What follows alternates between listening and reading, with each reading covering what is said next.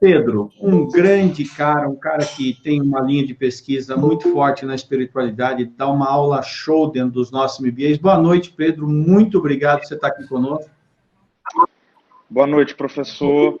Boa noite aí todo mundo. Estou aqui passando a tela aqui, vendo algumas caras conhecidas, né, de pessoas que já tivemos o privilégio de estarmos juntos, né, em sala de aula. E é interessante, eu estava pensando nisso aqui agora, enquanto via alguns de vocês aqui pela foto. Eu me lembro que sempre no final do último momento, né, eu costumo mencionar que eu costumo fechar a aula e dizer, bom, fechei o conteúdo, agora eu quero deixar algumas coisas, porque provavelmente a gente não se vê mais. Então, olha que surpresa, né? Isso tudo gerou esse encontro aqui, e poder ver algumas, nem que seja aqui por foto, saber que nós estamos juntos. Esse é um paradigma, né, que esse momento está quebrando, né? Assim, a gente já vivia inseridos num contexto altamente tecnológico, de conectividade, enfim, mas agora a gente está nesse desafio de realmente colocar em prática os relacionamentos para além da virtualidade, né? Então, poder ver aqui o rosto e saber que a gente está junto, isso, sem dúvida nenhuma, já ganhei a noite, já ganhei minha semana. Então, obrigado, professor Luciano, obrigado, Jefferson, né? E toda a plataforma também da ESIC por poder nos dar o privilégio, né, de estarmos um pouquinho juntos nesse momento, né, no meio dessa semana, em meio a um turbilhão de notícias, e, enfim, é um tempo, sem dúvida nenhuma, maravilhoso aqui para a gente. Então, é um privilégio, me sinto de verdade privilegiado de estar com vocês, pretendo contribuir de alguma forma, refletir juntos. Acho que esse é o grande objetivo aí dessa noite, tá bom? Quero aprender muito também com o professor Luciano Guedes, enfim. Tenho certeza que a gente vai ter um tempo muito gostoso juntos e prático, com, enfim, propostas de ferramentas aí para a gente não só passar por isso, porque vai passar, mas de alguma maneira extrair algo, né, dessa confusão toda, dessas incertezas todas que a gente está vivendo, tá bom? Então é uma alegria, quero contribuir, quero aprender. Show de bola, Pedro. E eu vou convidar agora, então, o Luciano Guedes, lembrando a todo mundo que vocês podem, durante a live, colocar aí as suas participações, as suas aí no chatzinho do lado, e a gente vai interagindo com eles. Eu vou agora fechar meu microfone. Luciano, dê o teu boa noite, já encare aí o conteúdo. Muito obrigado também, meu amigo, de muito tempo você está aqui, para Pedro. E agora, galera, vamos para o conhecimento, que é o que está todo mundo esperando. Lucianão, é contigo agora, irmão. Vai lá. Bora, tamo junto, então. Bom, boa noite, pessoal. Boa noite a todos aí que estão participando com a gente. Mais de 60 pessoas aqui nessa sala virtual, cada uma num canto, não só da região sul, mas do Brasil como um todo. E é um prazer estar aqui, dividir esse palco não só com o Salamacha, mas também com o professor Pedro. Agradecer o convite da ESIC, que é uma grande parceira nossa nesse projeto, né? E, bom, falando já sobre o tema, como a vulnerabilidade, como uma literal ferramenta de ressignificação profissional, eu acho que o ideal é a gente começar explicando o que é essa vulnerabilidade. Porque muitas pessoas podem ter na sua cabeça a crença de que vulnerabilidade signifique fraqueza, ou algo negativo, ou algo diminutivo, e vulnerabilidade não é isso. Vulnerabilidade é uma excelente maneira, ou uma excelente ferramenta de autoconhecimento. Vamos lá. Acho que alguém entrou aqui na chamada, mas tá tudo bem. E vamos definir, né, essa vulnerabilidade como um momento quando você se sente cercado de incertezas. E aí você já pode parar e pensar, olha, o momento que a gente está vivendo é de muitas incertezas. Exatamente. Um momento onde você se sente arriscando, correndo riscos. E correr riscos não é nada confortável, convenhamos. E você pode pensar novamente, mas esse momento é um momento de muitos riscos. Não só à saúde, como também riscos profissionais, muitas empresas fechando. Algumas informações que eu já obtive de colegas na área financeira, já foram mais de 600 mil empresas no Brasil que fecharam. O desemprego já ultrapassou a barreira dos 9 milhões de novos desempregados. E você também acaba se sentindo exposto, né? Uma exposição a incertezas, a mudanças, porque até então ninguém preveria que um vírus relativamente simples causasse um impacto tão grande na nossa sociedade e no mundo de uma maneira geral. E, obviamente, daí a gente tira vários ensinamentos, vários aprendizados positivos, inclusive. Um deles é o próprio momento da Páscoa, né? Eu acredito que, em todos os meus anos de vida, eu nunca vi uma mobilização mundial do jeito que a gente presenciou, onde boa parte da população passou a Páscoa dentro de casa, com a família. Então, vulnerabilidade é um estado emocional de bastante exposição, não necessariamente de dor, mas de exposição no sentido de você ser autêntica ou autêntico consigo mesmo. Em falando disso, um assunto que é muito ligado à vulnerabilidade são conversas difíceis, como, por exemplo, falar de preconceitos, falar de crenças, não necessariamente religiosas, mas também religiosas, falar de posições, de partidos, enfim, de todo e qualquer tema que você caracterize como sendo um tema difícil, onde a probabilidade de haver uma discussão ou uma reação exagerada seja grande. E aí eu proponho a reflexão. Se a gente não se permite viver a nossa vulnerabilidade, se a gente não se permite expor as nossas emoções, expor aquilo que a gente está sentindo, como que a gente vai ter, principalmente, a liberdade de poder viver uma vida de maneira completa? Como que nós vamos estar livres de expectativas sociais, de expectativas profissionais? Muita gente vive num piloto automático. Só que leva algum tempo para você entender o que é esse piloto automático.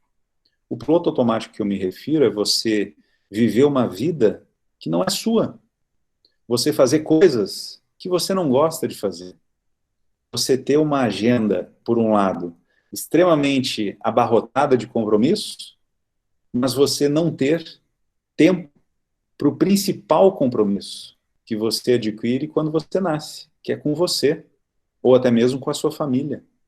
Até que ponto a busca por status, dinheiro, riqueza, patrimônio, compensa essa falta de cuidado, seja com você, e aí eu bato muito nessa tecla, de que as pessoas fazem academia, fazem natação, fazem corrida, como a de Clay, que é o meu mentor na corrida ultimamente.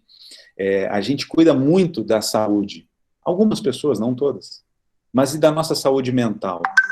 E da nossa condição de cuidar da ferramenta indiscutivelmente mais importante que a gente possui, que é a nossa mente. Porque uma vez que ela esteja abalada, seja dadas situações de corona, conflitos emocionais, ou enfim, qualquer outra situação que possa estar acontecendo na sua vida, de que adianta você ter um excelente emprego, uma excelente família, você ter um patrimônio cada vez maior, sendo que tudo isso depende da sua condição mental. E se ela for abalada, obviamente, todas essas outras situações na sua vida também vão se abalar em mesma ou até em maior proporção. No mundo dos negócios, né, como a gente vai falar muito de ressignificação profissional, a gente vive, hoje em dia, uma cultura de controle. A gente acaba mais falando de pessoas do que com pessoas. E aí eu levanto uma outra bola também de reflexão. Qual é o nosso papel na corporação que a gente trabalha, seja você um empresário ou seja você um colaborador de uma empresa? Qual é o seu papel social, dada essa micro-sociedade que se forma dentro da empresa? Muitas pessoas vivem de uma maneira isolada, não interagem, ou quando fazem, fazem muito superficialmente. E outras pessoas, por medo de pisar na bola, por medo de traçar julgamentos, por medo de ser quem ela realmente é, não se manifesta. E não se manifestando, a empresa como um todo, a equipe, perde uma possibilidade que eu acho que é fundamental nos dias atuais, que é da pessoa botar para fora a sua criatividade, é a pessoa inovar, é a pessoa de literalmente, de construir ou de contribuir com os seus pares, assim como eu e o Pedro. A gente está aqui num bate-papo. Pedrão, se você estiver aí me ouvindo, tá tudo bem, você pode me interromper a hora que você quiser, viu? Mas eu gostaria, inclusive, até de te perguntar como que tu percebe hoje essa questão da maneira como as pessoas, os profissionais lidam no trabalho, que na minha opinião não é muito diferente de como se lida em casa. Daí. Eu tenho usado uma frase nesses dias que é fruto de um tempo de reflexão e de uma percepção que eu acho que é um dos grandes pontos de que tudo isso está gerando em nós, né, nas pessoas, essa coisa do isolamento social, que na verdade tem nos colocado dentro das nossas casas, né, e aí não há isolamento social, né, por quê?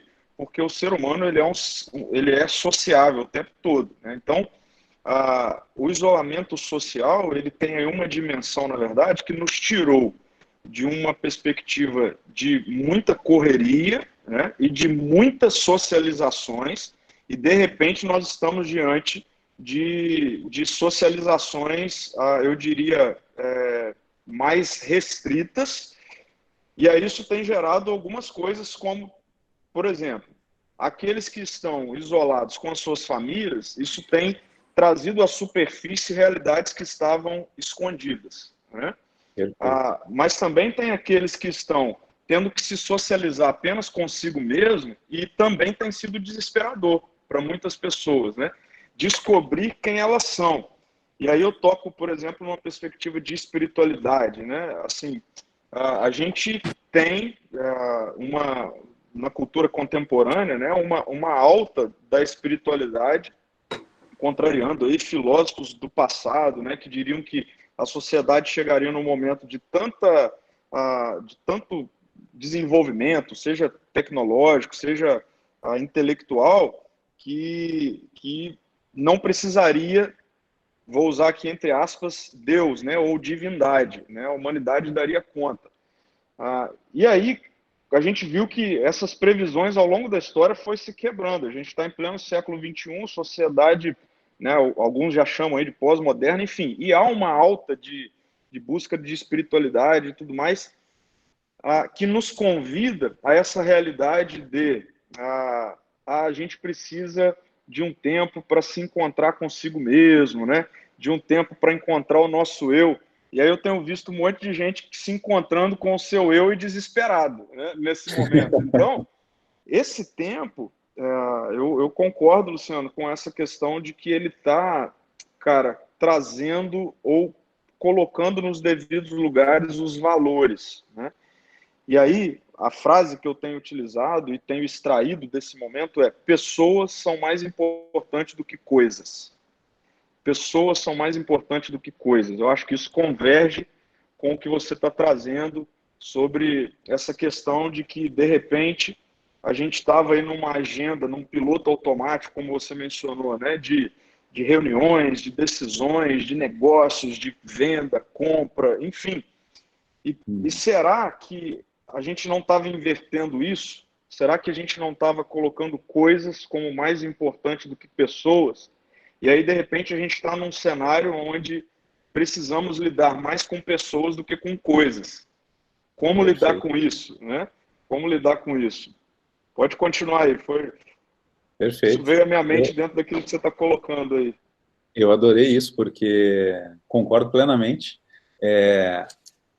A gente está vivendo um momento, né, de enfrentamento de crenças.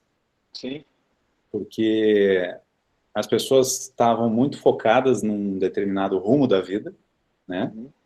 Seja no trabalho, seja na própria vida familiar.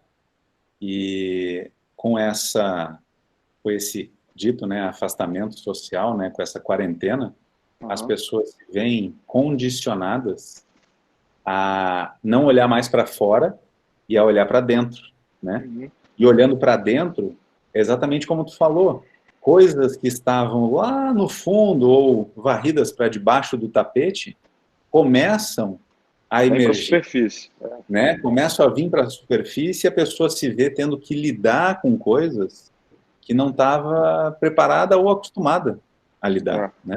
Em alguns países onde a pandemia começou antes, né, do que aqui no Brasil, já se fala muito que o aumento da taxa de solicitações de divórcio aumentaram abruptamente.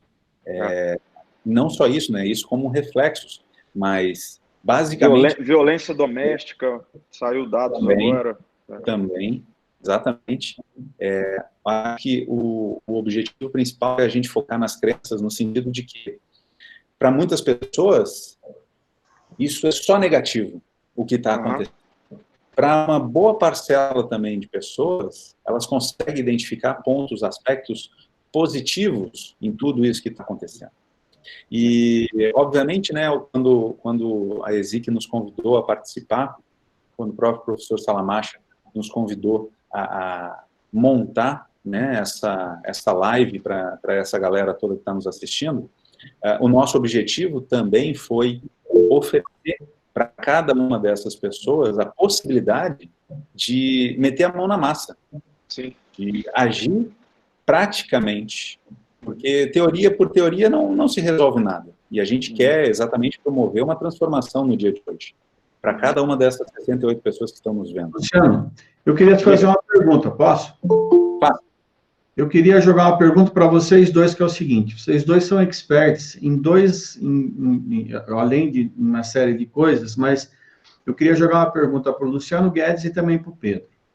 Quando eu estou em vulnerabilidade, quando, por exemplo, muitos aqui nessa sala, ou são empresários que não têm nenhuma referência do que aconteceu até hoje, não tem nenhuma, né, é uma situação completamente inusitada. A vulnerabilidade, ela ataca em dois aspectos. Primeiro, às vezes eu, quando começo a questionar com aquilo que vocês estão falando, e conviver com o espelho, o Neri até colocou, conhecer a si mesmo, às vezes é um susto, ele usou uma outra expressão aqui. O encontro com nós mesmos é um susto. Mas, aonde, Luciano, eu encontro essa força para não potencializar ainda uma situação que já é crítica? Porque quando eu estou em baixa, a tendência, se eu estou num quadro pré-depressivo, qualquer coisa assim, a tendência é que eu vá buscar, eu aumente os fantasmas dos mitos da caverna do Platão. E o Pedro, eu vou jogar num outro ângulo, eu vou jogar a pergunta para os dois e aí vocês dividem o palco aí. Então, para o Luciano é isso, onde que eu encontro em mim mesmo isso e como é que eu me blindo de não aumentar e tornar isso mais fantasmagórico do que já é. E Pedro, todas as vezes que as pessoas estão numa situação de extrema angústia e numa vulnerabilidade talvez excessiva, há duas coisas a fazer. Há a esperança falsa, em que a pessoa ela se torna e diz assim, não, Deus vai resolver, e parece aquela piadinha que Deus mandou 10 barcos e o cara não embarcava porque disse que Deus ia resolver, e o cara ele justifica a inércia pela fé. Ou então ele passa a questionar a própria existência de Deus, tipo, peraí, não é... Então, eu vou jogar a bomba para vocês escolhem quem quiser e eu vou ficar quietinho aqui. Bom, eu não sei, Pedro, você quer começar? Eu começo também, não tem problema. Pode começar aí, depois eu completo. Então, vamos, em relação à pergunta que me, né, ou de onde tirar forças para não deixar o barco afundar, né? Já pegando o exemplo dado pelo Salamash. A vulnerabilidade, ela não representa fraqueza, ela não representa esse estado possivelmente pré-depressivo, nem nada disso. Para dizer bem a verdade, o estado de vulnerabilidade se dá quando a pessoa decide ser quem ela é. Por exemplo, se determinado empresário está sofrendo as notícias, né, porque é só desgraça que é noticiado, se está sofrendo com o fluxo de caixa, enfim, independente da dor que ele esteja sofrendo ou da situação que ele esteja passando. O estado de vulnerabilidade é exatamente ele ter a coragem de assumir que tudo isso está acontecendo na vida dele e, se for o caso, pedir ajuda para quem estiver ao seu redor ou para profissionais como eu, como o Pedro, como o próprio Salamacha, obtendo orientação ou referencial para onde ele possa seguir um direcionamento, né? O próprio princípio da vulnerabilidade, ele pressupõe coragem. Por que coragem? Porque corajoso não é aquele cara que vive de fachada, ou como eu gosto de dizer, usando uma maquiagem emocional, fazendo de conta que está tudo bem, está tudo bom. Não. Coragem é você vir para frente de uma câmera ou para frente da pessoa que você mais ama, ou admira, ou enfim, e reconhecer para ela tudo aquilo que você sente. Porque muitas vezes o ser humano pensa que ele vai ser criticado, vai ser julgado, vai ser espizinhado. Mas não. Quando a gente pensa dessa maneira restritiva, eu digo, é uma maneira mais de pensar na base do não do que no sim, a gente interrompe, a gente fecha a porta, não só para Deus, né, como o Pedro vai poder falar muito bem sobre isso, mas a gente fecha a porta para que um infinito de possibilidades aconteçam. Quando você diz um não na sua vida, você pode ter certeza que nada vai acontecer. Agora, quando você diz um sim para a sua vida, principalmente para Deus, um infinito de coisas podem acontecer. Coisas até que você jamais esperou ou poderia esperar que iriam acontecer. Às vezes muita gente pensa assim, não, se eu tiver uma determinada conversa com a mãe, ou com o pai, ou com a mulher, ou com o marido, enfim, sei lá, a pessoa vai reagir dessa maneira. E aí a pessoa começa a criar histórias mentais. Nada aconteceu realmente, mas a história mental já é quase uma novela mexicana.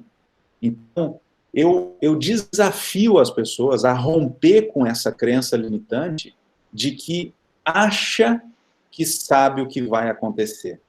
Dê um sim para si mesma, dê um sim para Deus e permita que essa energia universal flua através de você, na sua vida, por você e para você. Então, eu acho que aí eu já consigo meio que deixar a bola na cara do gol para o Pedro complementar com a resposta dele. A primeira coisa que eu queria colocar é que a nossa cultura contemporânea, já dizia, tem um filósofo coreano que eu gosto muito chamado Byung-Chul Han, ele escreveu um livrinho chamado Sociedade do Cansaço. E ele falou algo interessante nesse livro, ele falou que a sociedade do século XXI ela é neuronal. E é interessante porque logo no início ele fala que nós não somos mais uma sociedade viral. E aí a gente está diante de uma pandemia viral, né? Mas vou pegar o aspecto que para mim é muito assertivo a sua fala quando ele chama a cultura do século XXI, pós-moderna, enfim, de neuronal.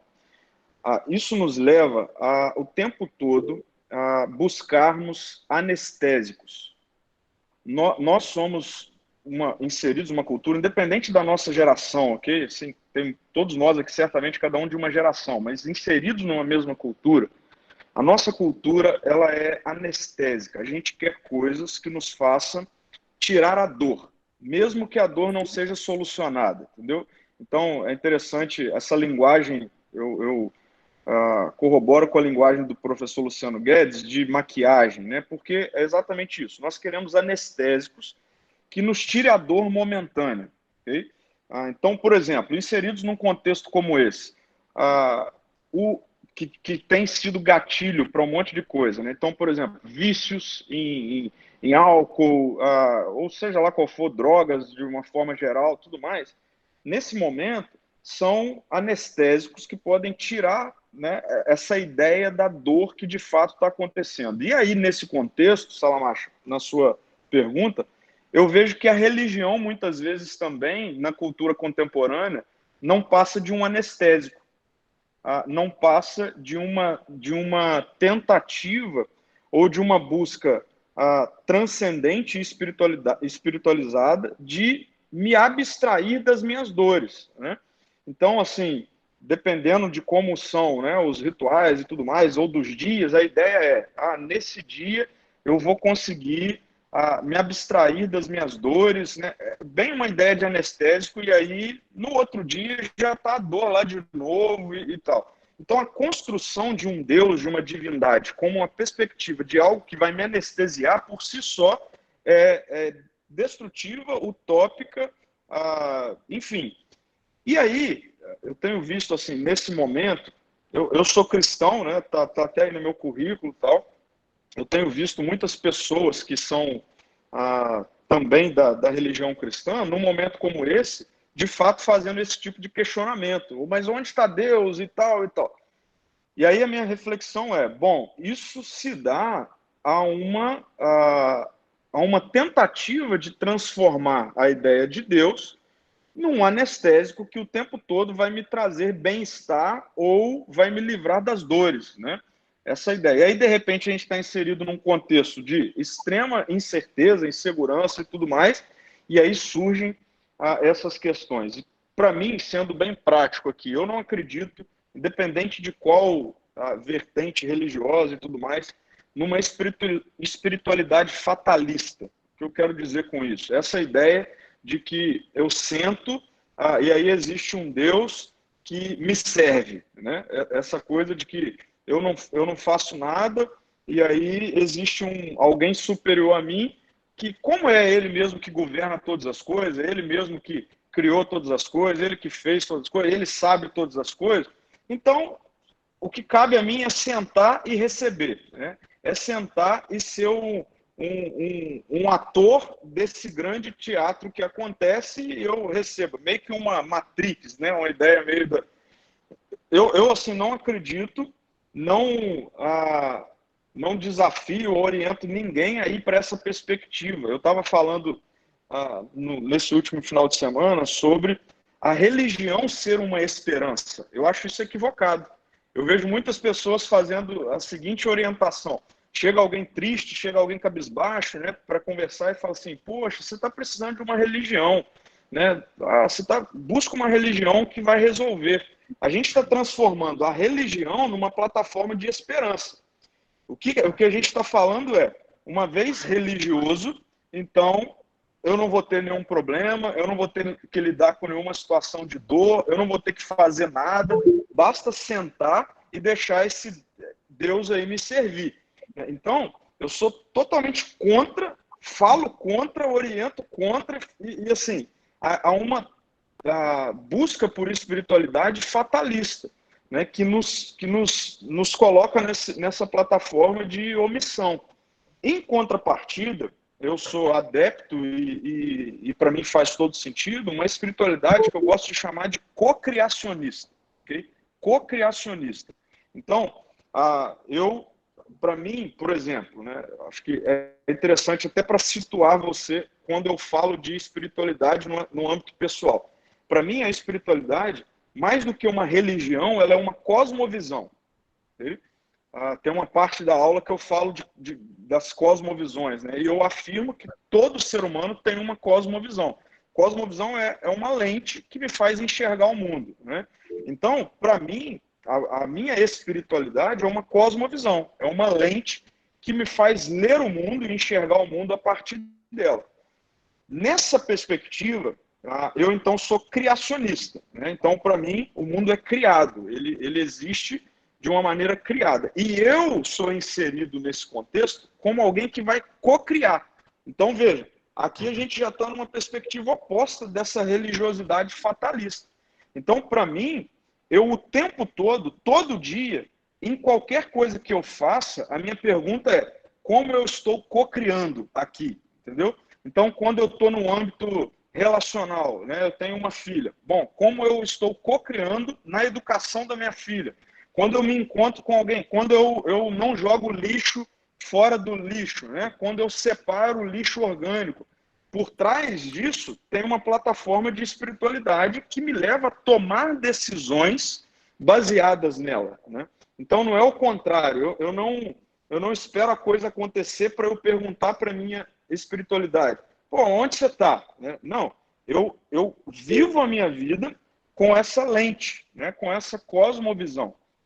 Então, agora, Pedro, essa visão fatalista, ela existe fora da espiritualidade. O Luciano, por exemplo, ele atua um pouco nesse ambiente em que as pessoas também, o fatalismo que você colocou muito bem em relação à espiritualidade, às vezes o cara coloca, por exemplo, eu me orgulho de não assistir, mas de vez em quando assisto, então o meu orgulho é restrito. Big Brother, hoje você tem um cara no Big Brother, o Babu, que cada vez que ele sai do paredão, ele diz, obrigado, favela, porque eu nasci na favela. Ele é o fatalista, ele está se apropriando de um discurso de que ele é o azarado na vida.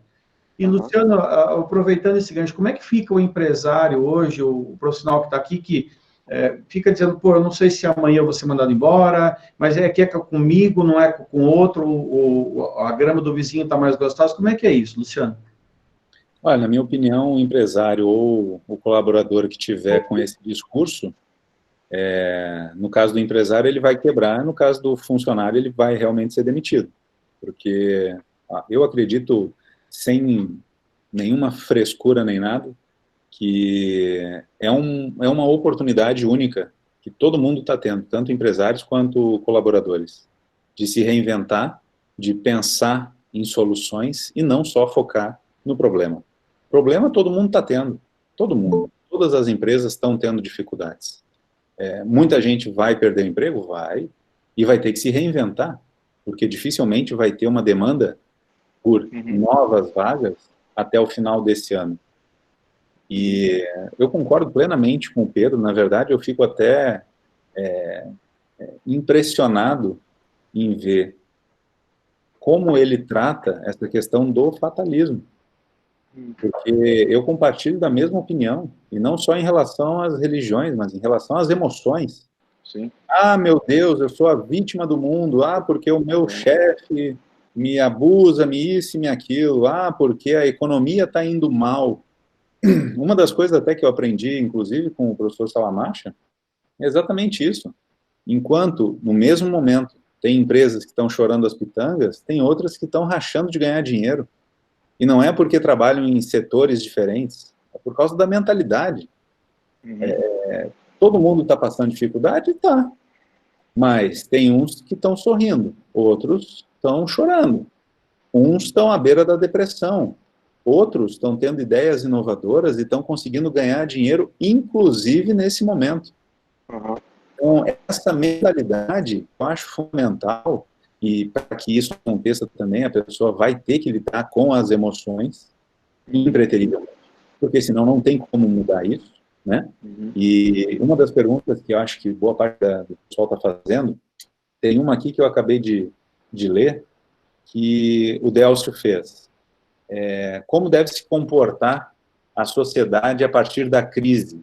Isso é a pergunta já partindo de uma consideração que ele fez um pouco antes, que em meio à crise vemos muitas pessoas desestruturadas emocional e financeiramente.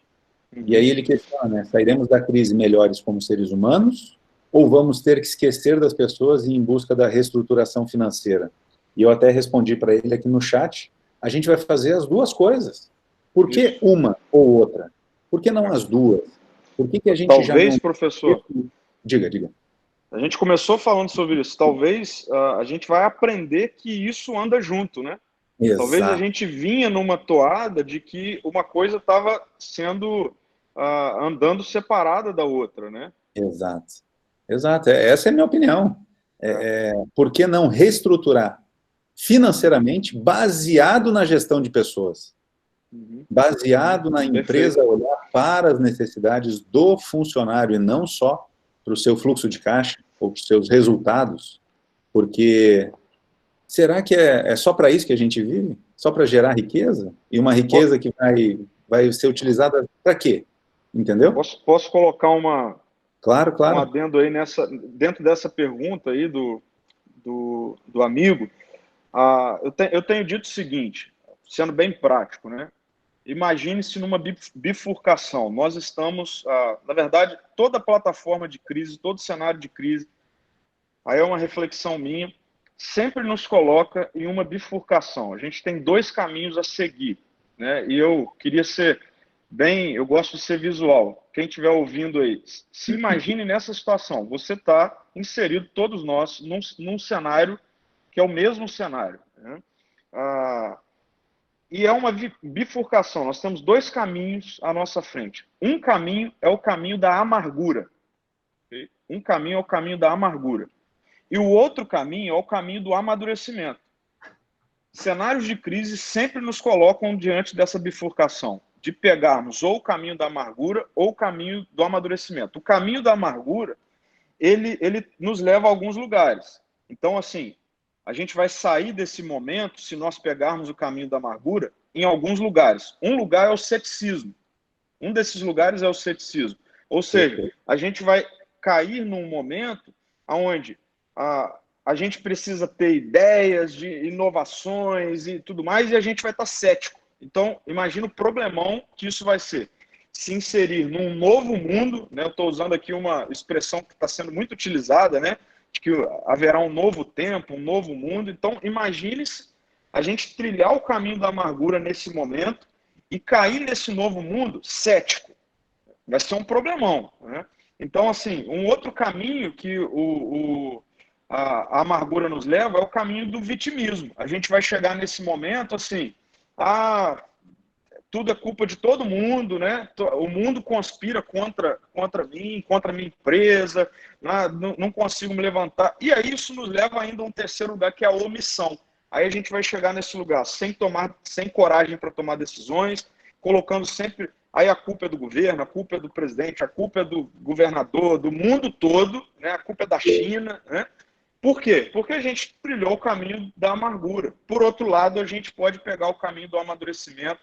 Eu acho que essa é a principal contribuição dessa nossa live aqui, levar pessoas ou encorajar pessoas mesmo inseridos num ambiente de incertezas, é verdade, a crise está aí, provavelmente a maior, né, pelo menos da era aí moderna, em termos econômicos.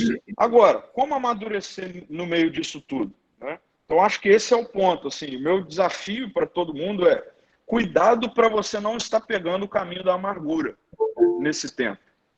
Porque a gente vai chegar num novo tempo, e realmente é novo, qualquer coisa que a gente faça aqui, estão aí, enfim, diálogos, reflexões, mas se você chegar nesse novo tempo amargurado, cara, aí você está perdido, né? Aí vai ser realmente complicado. O que você acha disso aí, professor? Que trabalha tanto com as emoções, né? Deixa eu aproveitar, até o Neri colocou uma palavra, uma expressão bem legal. Mestre, se não gerar riqueza, a empresa quebra. Morto não ajuda ninguém, o mundo é capitalista. Eu acho, Neri, até eu vou devolver para o Luciano que ele vai responder. Eu acho que quando a gente pensa na empresa, é impossível a gente não pensar em pessoas, e que essas ideias, elas não são dissociadas. Mas eu também queria provocar o Luciano, porque ele me falou que talvez deixasse um material em mim. Então, faça favor de pagar suas contas comigo. Vamos lá. Eu gostei, até já respondi parcialmente aqui para o Neri, que essa questão que ele botou, né? Morto não ajuda ninguém, o mundo é capitalista. Isso é apenas uma crença. É uma ideia. É algo que, de alguma maneira, ele se permitiu ser contaminado por essa ideia, por essa crença. Agora, concordo que o objetivo final de boa parte das empresas, não necessariamente de todas, é gerar lucro. Mas tem-se uma distinção: lucro financeiro e lucro intelectual. E aí é onde eu entro com a minha opinião de que não só função da empresa é gerar lucro financeiro, como também um ganho, principalmente, de capital intelectual para os seus colaboradores. E não é dando cursos apenas, é ensinando a pensar. Exemplo disso é o próprio MBA que o nosso querido Salamacha criou, baseado num trabalho muito bom que ele fez sobre pensamento transversal, sobre uma nova maneira de se pensar, de se refletir, principalmente sobre problemas, sobre soluções. Então, tem a parte do dinheiro, sim, dinheiro é importante, é o combustível que move a máquina. Mas também tem pessoas que botam essa máquina para funcionar. E como extrair mais desta máquina, se não capacitar melhor essas pessoas que vêm de culturas diversas, de nível... Oi. Não, te complementando aí, professor, Não. eu acredito que, assim, dinheiro não é legado.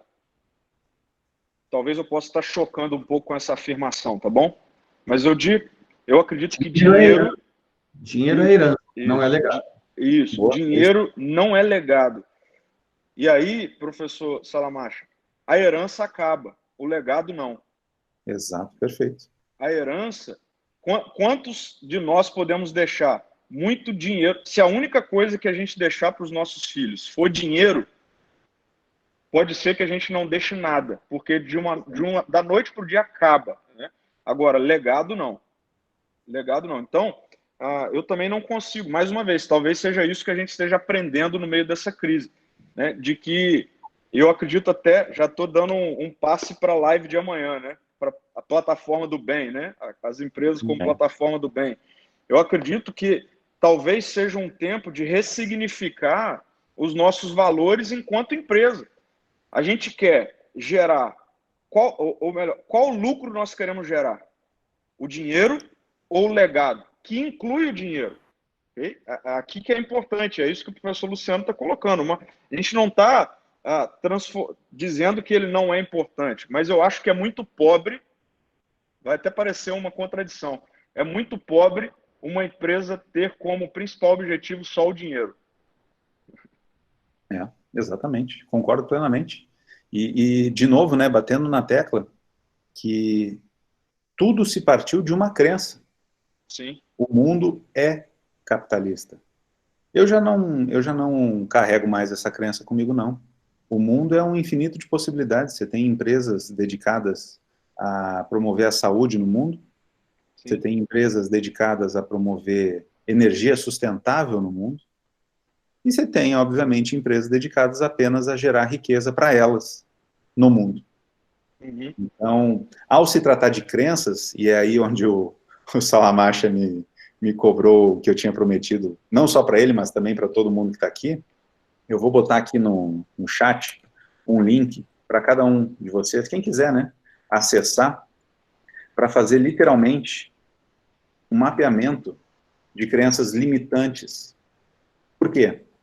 Porque você consegue, através desse mapa, identificar quais as crenças que você possui hoje na sua vida que literalmente estão ferrando com a sua vida. Com a sua capacidade de tomada de decisão, ou até mesmo com a sua expectativa de liberdade de decisão. Muita gente acha que, não, eu sou livre para decidir o que eu quero, o rumo da minha empresa, o rumo da minha vida. Mas quando vai analisar as suas crenças básicas, se vê extremamente limitado por elas. Sim. Então, você é limitado pelas suas crenças, qual é a sua noção de liberdade? Você não é livre. Você está amarrado a essas crenças, a convenções sociais, familiares, ou até mesmo a cultura organizacional da tua empresa. Seja você o dono dela ou um colaborador dela. Então, eu estou oferecendo, né, esse PDF para vocês, exatamente para facilitar e contribuir para que esse conteúdo rico que a gente está oferecendo para vocês, graças a ESIC, graças ao professor Salamacha, para que vocês entrem em ação, para que não seja só mais um conteúdo que você recebeu na noite de hoje e pronto, acabou. Não, muito pelo contrário. Para que você pratique e veja, opa, eu não sabia que essa crença aqui estava me limitando. O que você pode fazer amanhã já para combater essa crença? E essa pode ser uma pergunta um pouco óbvia para você, mas a resposta é mais óbvia ainda. Questione essa crença. Questione. Você duvidar de uma crença é o primeiro passo para você reduzir a força dessa crença já instalada na tua vida. E quanto mais você questionar, mais você vai entender que você escolhe no que você quer acreditar. Você escolhe se você quer ver um céu azul, ou um céu nublado, ou uma tempestade vindo. E é como a gente estava falando mais cedo, né, Pedro? Tem pessoas que estão vendo uma tempestade, o mundo vai acabar, vai virar um Walking Dead na rua. Agora, tem outras pessoas que estão vendo excelentes oportunidades aparecendo agora, nesse exato momento. E aí, de novo, a diferença entre um céu azul de brigadeiro e uma tempestade é o teu conjunto de crenças, mais ou menos limitantes. Por isso do PDF. Eu diria que aprofunde-se na sua crença. Porque, por exemplo, né, aqueles que são cristãos, né? Sei que tem alguns aqui que conversaram comigo já sobre em aulas e tal. Não existe nenhuma perspectiva de um cristianismo fatalista. E eu vejo muita gente lidando com o cristianismo de forma fatalista, né? Por exemplo, eu estava esses dias debatendo com um grupo de pensadores, né, da área do cristianismo e tal, e um dos assuntos pouquíssimos falados dentro da espiritualidade cristã é meio ambiente. E a gente levantou essa reflexão porque, por exemplo, um vírus, né, de quem é a culpa desse vírus, né? De onde vem esse vírus, né? Tem um monte de gente culpando Deus, né, desse vírus, ou deuses, ou seja lá, a divindade e tal. Mas se você for honesto, né, e buscar na ciência, você vai ver que tudo isso tem uma coparticipação direta do ser humano. Então, assim como surge um vírus, cara, toda perspectiva de meio ambiente, daqui a pouco vai bater na porta de novo, a questão aí da camada de ozônio, enfim, tudo isso e tal. Então, além de questionar, né, o professor Luciano Guedes usou questionar a crença, aprofunde-se nela. Aprofunde, porque talvez você está seguindo algo ou tomando decisões baseadas na sua crença, mas a sua crença não tem nada a ver com isso. Isso aí é irresponsabilidade nossa, né? Então, aprofunde-se nisso, né? Assim, para mim, de forma prática, eu tenho dito. Por exemplo, o livro da minha espiritualidade é a Bíblia, né? Eu tenho passado nesse tempo de quarentena em ler a Bíblia. Então, assim, eu estou lendo, né? Eu estou ali, cara, eu preciso revisitar isso aqui, eu preciso ler isso aqui de novo, deixa eu ver, né, como é que é esse negócio. Então, sendo bem prático, assim, cara, revisite, né, a sua crença, leia, busque, enfim, é um tempo da gente passar por isso, né, também. Eu queria jogar agora para vocês, faltando 5 minutos para a gente chegar no nosso... Eu falei que roda muito rápido isso aqui, o pessoal sempre me xinga de ditador por estar interrompendo, mas assim, eu queria jogar uma pergunta para cada um de vocês e queria que vocês, com a generosidade, com esse coração que vocês têm, vocês olhassem para todo mundo dessa sala, mas principalmente também para as pessoas que podem não estar nessa sala, mas que, por meio das pessoas que estão nessa sala, poderão receber algum tipo de informação, algum tipo de fundamento. Pedro, começando por você, e daí vou jogar a pergunta para os dois. Ao Pedro eu pergunto o seguinte: nesta hora em que, algumas vezes, as pessoas, elas... isso é uma teoria salamachesca, então eu não tenho nada de acadêmico para provar, mas há uma percepção de que a pessoa tem uma tendência de se afastar quando está no conforto, quando está na bonança, se afastar da espiritualidade como um todo, e voltar desesperado para a espiritualidade, até com uma sensação de arrependimento, de cachorro, tipo aquela parábola do filho perdido, né, que volta ao pai e tal. Não vou me meter a contar essa história aqui, porque eu não sou capaz disso. Mas o fato é que algumas pessoas, quando voltam, e eu agora estou falando especificamente de uma conversa que eu tive há pouco tempo por internet com uma pessoa que me falou, cara, é o seguinte, eu não consigo me reconectar. Então, eu queria pedir ao Pedro que falasse um pouco disso. E ao Luciano, algumas vezes as pessoas, elas se envolvem, toda vez que eu me sinto, porque, gente, vulnerabilidade prescinde da existência de risco, senão não há vulnerabilidade. Eu só acho que eu estou ameaçado por alguma coisa, senão eu não me sinto vulnerável. E quando essa vulnerabilidade pinta, eu acabo talvez sendo o maior detrator de mim mesmo, colocando em questionamento coisas que eram instáveis e que devem continuar estáveis. Aí eu já começo a embolar e deixo a autocrítica descer a ladeira, arrastando como uma enchente tudo aquilo que é bom e que deveria ser mantido. Então, a pergunta para o Pedro, como eu me reconecto? Quais são os caminhos? Eu sei que não há um caminho, mas se você puder, da tua experiência, compartilhar com as pessoas. E, Luciano, como é que a pessoa evita de deixar essa ladeira abaixo, arrastar ela, e ela mesma, sem perceber, querendo frear, ela mais acelera, mais embala a descida? Vamos começar pelo Pedro. Eu vou dar aí a vocês 4 minutos para cada um, e daí eu vou abrir para as perguntas e tudo mais, para a gente seguir a nossa linha aqui.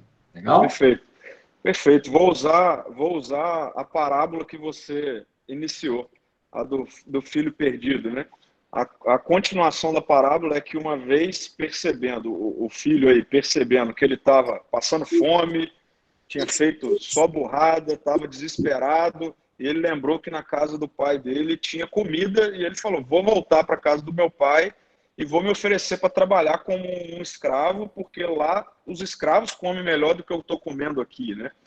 E aí ele volta, e o texto da narrativa, né, bíblica, vai dizer que na estrada o pai vem correndo à sua direção, o abraça e nem espera ele falar o que ele tinha preparado para falar, e manda trazer uma vestimenta de filho novamente, um anel de filho, faz um churrascão para comemorar a volta do filho e tudo mais. Então eu diria o seguinte, mais uma vez, seria colocar sobre nós, seres humanos, um fardo que a gente não consegue. Né? A religião, a palavra religião significa religare, né? É a ideia de como eu faço para me religar. Eu entendo que esse é um fardo que, no momento como esse, a gente não dá conta. A gente vai fazer mais, vai tomar mais atitudes complicadas do que não. Então, para mim primeiro e único passo, apenas volte para casa. Apenas recomece, né? Não se questione sobre onde eu parei, Não, recomece. E você está num bom momento para recomeçar. Você está com mais tempo para isso, você está com até mesmo mais estado de espírito para isso. E aí eu trago a vulnerabilidade. Eu não falei sobre vulnerabilidade aqui. A única coisa que eu queria falar é todos nós estamos diante de uma situação que está mostrando o quanto nós somos vulneráveis, né? E aí não estou dizendo fraqueza, assim como o professor Luciano Guedes muito bem disse. A vulnerabilidade é esse estado de mostrar quem de fato nós somos. Não tem, assim, quem é honesto, inteligente e profundo num momento como esse, precisa reconhecer que nós não temos o controle que achávamos que tínhamos. Então, a espiritualidade vai justamente nos ligar a algo que é maior do que nós. E a gente está num bom momento de perceber o quão frágeis nós somos, né? Até então, a gente poderia questionar isso, mas nós somos frágeis, a gente está numa situação de descontrole, de incerteza. Então, apenas volte, apenas recomece, né? Uma busca pela espiritualidade. Volte, talvez você nem se lembre de onde você parou. Eu diria, não queira voltar onde você parou. Recomece de onde você está, né?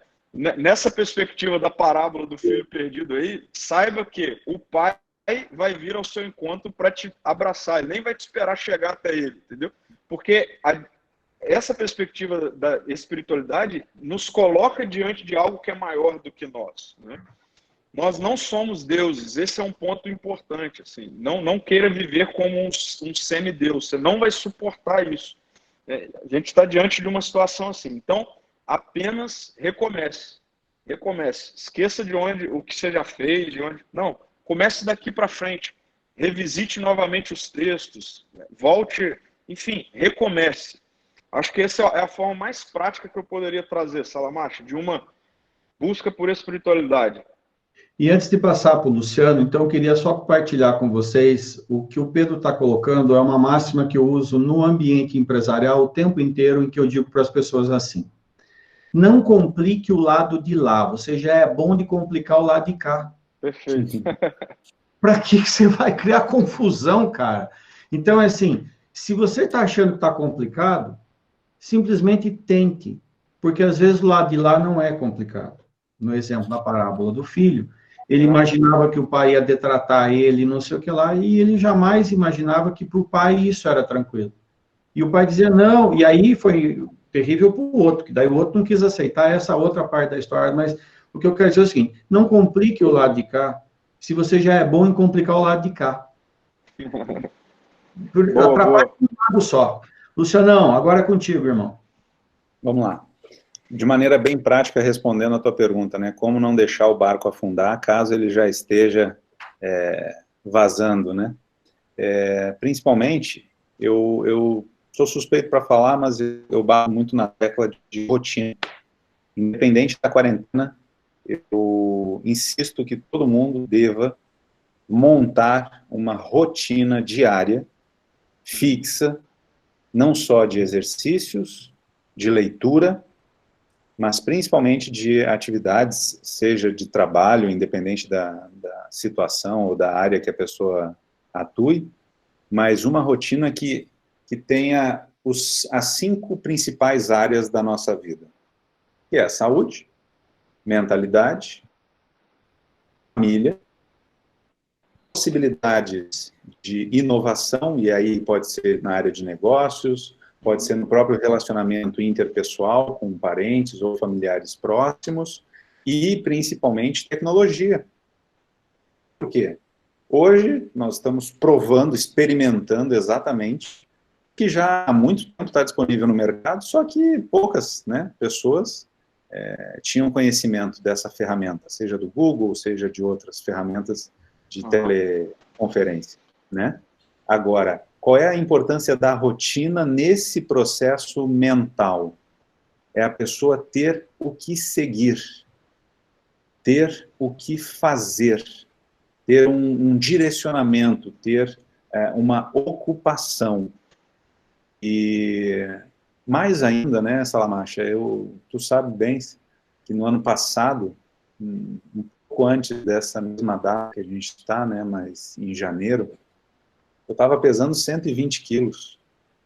120 quilos, estava bem fora do meu peso ideal. E em questão de 4 meses, eu eliminei 24 quilos.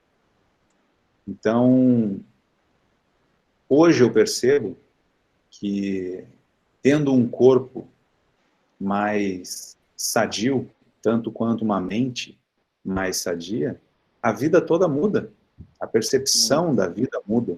Né? Hoje eu tenho o orgulho de poder dizer que eu consigo correr 21 quilômetros, coisa que há um ano atrás eu não conseguia correr 1. E não é brinquedo, não conseguia correr 1 quilômetro. Mas, Lu, o que isso mudou na tua vida? Mudou porque muda a minha percepção, não só de vida, como também de futuro. E dos negócios também.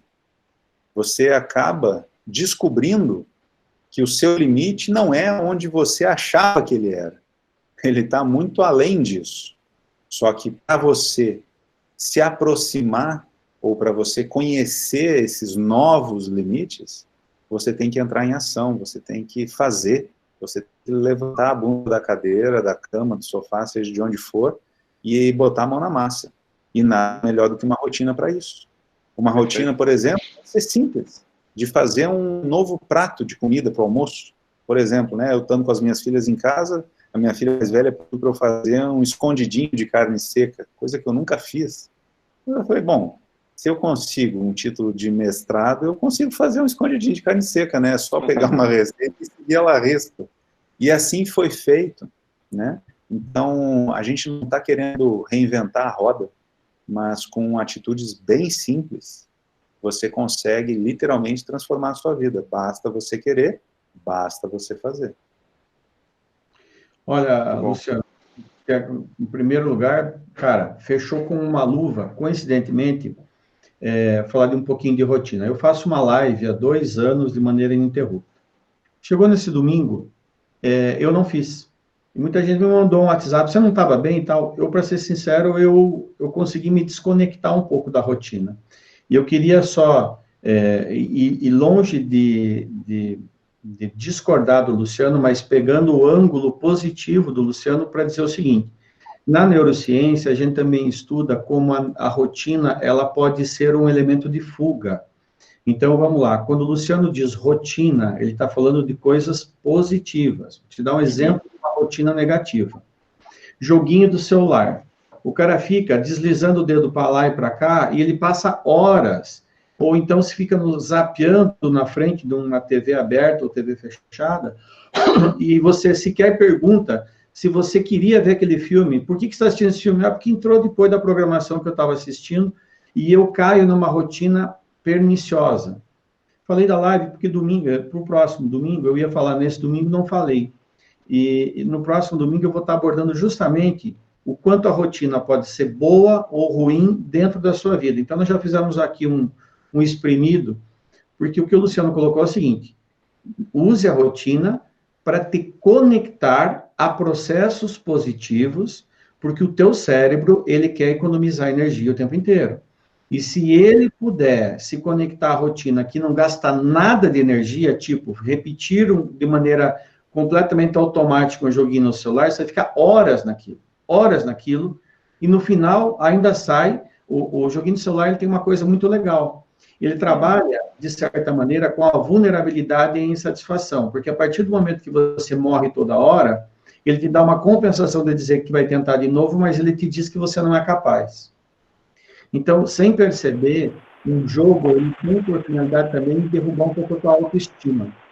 Então, só pegando, galera, que quando o Luciano posiciona a questão da rotina, nós estamos falando da rotina do bem, e não da rotina do mal, né? Porque senão a coisa, aí a gente acaba encolhendo. Gente, eu queria agradecer demais aos dois. A Rosemara falou assim: eu faço meu planejamento aos domingos à noite, uma folha de A4, e assim consigo cumprir. Bastante gente dando vários comentários legais. O Padre Ari, nosso diretor-geral da ISIC aqui no Brasil, a rainha das parábolas do filho pródigo, né? A transparente seu desenvolvimento a partir da dissipação libertina, a queda humilhante, as privações, a saudade de casa paterna, o retorno à nova vida, o abraço sem recriminações à festa. O Padre Ari colocou uma coisa importantíssima, e para quem escuta Padre Ari, pode até achar que em algum momento a ISIC faz uma apologia à religião. Não, a ISIC é uma instituição de propriedade de uma associação religiosa que dá uma liberdade total a nós, do corpo docente, de seguir, ela em nenhum momento ela infere. E isso eu acho que valida ainda mais o comentário do Padre Ari, quando ele coloca aqui a nova vida.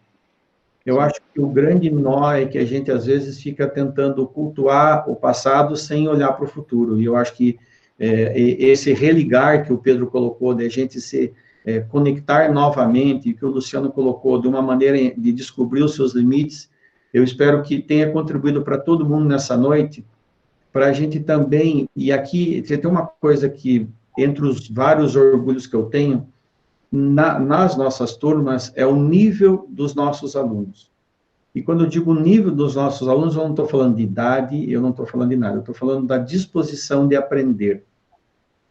Isso é independente da idade. E eu escutei muita gente me perguntando: cara, será que é a hora de eu voltar? Eu já estou há tanto tempo longe. Eu falei: cara, você está tanto tempo longe, mas você nunca esteve tão perto de uma nova forma de absorver conhecimento. Então, às vezes, a gente já projeta, e aquilo que eu falei, pare de complicar o outro lado se você já é campeão em complicar o lado de cá. A metodologia que a gente tem utilizado é uma metodologia justamente para facilitar a aquisição. O Lu Guedes coloca aqui, agradeço ao Adiclay que me ajudou a atingir 21 quilômetros por ano. Cara, se isso é para esnobar, eu consigo correr 42 quilômetros. Ué, por que eu não posso dizer? A única coisa é que eu preciso correr paradinho, leva um ano, mas eu consigo. É uma questão que falou do tempo aí na história. Usa a rotina, não deixa ela te usar. Perfeito o que a Luísa colocou. O Rogério Capone colocou. Entendo a rotina explicada pelo professor Luciano como o fato de que temos que manter constantemente a mente em ação. Perfeito. Está todo mundo. O Jorge Cury convida o pessoal para conhecer a economia da oralidade. O Adiclay coloca, estaremos lá juntos, professor Luciano, se não em Poa, em Porto Alegre. Numa próxima, me sinto honrado em fazer parte desse pedacinho da sua história. O Jorge dá parabéns pela conversa de alto nível. Gostei especialmente do que o Pedro disse, além das orientações do Luciano. A Rosemara, parabéns, foi muito bom. Vamos programar uma corrida. A Marisa, já tem uma galera querendo correr aqui. Eu fico ali com o vinho, segurando o copo d'água para vocês. Professor... Pedro, gostaria agora que você desse seu recado aí para a gente ir para o nosso final e depois passamos a bola para o Luciano aí. Perfeito. Legal. O meu recado final é pegando esse gancho aí de rotina, manter a mente em ação e tal. E aí eu só queria, então, deixar algo. Quem me conhece fala assim, não é o Pedro se ele não tocar nesse assunto. Porque é uma crítica que eu faço à minha geração. E aí se transformou uma realidade na nossa cultura, né? Nós super valorizamos assim o conhecimento e, na verdade, mais do que o conhecimento, a informação em detrimento da reflexão. Nós somos uma cultura assim, que super valoriza a informação, mesmo que a gente não reflita nada sobre aquilo. Então, assim, a gente está numa época em que tem milhares e milhares de lives acontecendo o tempo todo. A gente está numa época em que essa vida on demand, né, essa coisa de... Enfim, a gente pode assistir o que quiser toda hora, a gente escolhe e tal. E aí eu diria assim, aproveite esse tempo para ter boas reflexões. Mais do que ter muitas informações, aproveite esse momento para ter boas reflexões. Porque boas ideias, boas inovações não são frutos de muito conhecimento, são frutos de boas reflexões. A nossa geração, infelizmente, não desfruta mais do ócio criativo. Quem sabe esse tempo de quarentena também não esteja sendo um tempo sabático, para a gente não precisar produzir tanto para refletir mais. E aí, quando voltar o momento de produzir, a gente vai ter boas ideias. Então, não sejamos uma geração que tem um oceano de conhecimento, mas 1 centímetro de profundidade. Eu acredito que esse momento seja um momento onde a gente tem oportunidade de sermos profundos, né? Então, assim, ao invés de ficar o tempo todo postando foto de que está lendo esse livro, aí amanhã posta lendo outro livro, aí depois de amanhã posta assistindo tal live, escolha um livro ou outro, uma série ou outra, uma linha que você quer e aprofunde-se nisso, né? Eu acho que esse é um momento de buscar profundidade, e aí é da profundidade que a gente vai sair desse tempo. E aí isso tem tudo a ver com vulnerabilidade, é entender que a gente não consegue fazer tudo ao mesmo tempo, enfim. Então, e aí eu quero terminar com algo que eu li hoje da vice-presidente de vendas, marketing e operações da Microsoft da América Latina, Paula Belizia. Ela diz assim, ó, depois de superarmos esse momento tão desafiador, sentiremos algumas mudanças fundamentais na nossa vida. Sairemos mais conscientes da importância da conexão genuína e da empatia entre as pessoas. Eu acho que é isso que talvez seja o grande aprendizado. Pessoas são mais importantes do que coisas. Muito bem. Agora, Luciano Guedes, seus comentários. Olha, eu queria mais agradecer a participação desse pessoal maravilhoso aqui que está nos prestigiando na noite de hoje. Te agradecer o convite, Xará, professor Alexandre também, ao Pedro, com todo esse conhecimento incrível que ele tem. E já propor um desafio para todo mundo aí que está nos assistindo, que é, caso você esteja acompanhado nesse momento de quarentena dentro de casa, você escolha uma ou mais pessoas para você praticar a empatia e principalmente para você praticar a gratidão, agradecendo olho no olho, né, falando com o coração, e fazer dessa noite uma noite muito mais feliz, não só para você, mas principalmente para quem estiver ao seu redor. E se por acaso você estiver sozinho, assim como eu estou, não exatamente fisicamente sozinho, né, porque Deus está sempre aqui com a gente, mas que você faça uma chamada, seja pelo WhatsApp, seja pelo Google, seja pelo Zoom, por onde for, para que você também possa participar desse desafio e, de repente, quem sabe, né, levar uma palavra amiga, uma companhia, nem que seja virtual, para alguém que está precisando. Então, é deixar que o universo atue através de você e por você também. É isso. Gente, muito obrigado a esses dois feras, ao Pedro, por toda essa inspiração, por toda essa racionalidade espiritual, se eu posso dizer assim, e o Luciano por toda essa espiritualidade racional que ele tem, que fecharam um curto-circuito aqui muito legal. Lembrando a todos, amanhã, 8 horas da noite, nós temos o Leandro Matos e o Eduardo Pedreira. Só para vocês terem uma ideia, nós vamos falar de plataforma do bem. O Eduardo teve dando uma aula lá no Rio Grande do Sul, foi a primeira aula dele no nosso corpo docente, é um colega de muito tempo da FGV, e é um cara espetacular.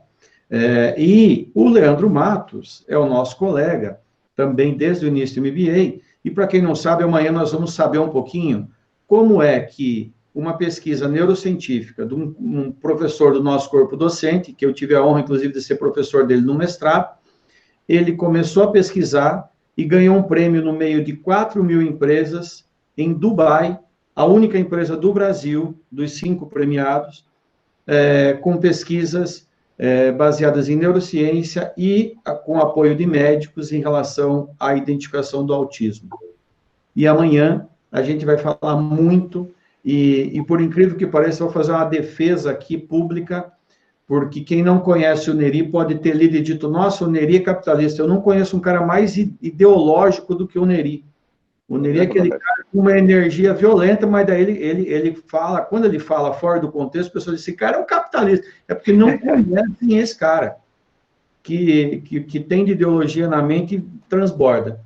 E eu acho que é com isso, com essa mensagem, convidando todo mundo para amanhã, às 8 da noite, agradecer demais esses feras, primeiro pela honra de estar no nosso corpo docente, pela generosidade de dar o conhecimento que eles têm, de aportar coisas boas, e que se incorporem nessa nossa rotina de conhecimento. Então, amanhã, 8 horas, a gente se vê por aqui.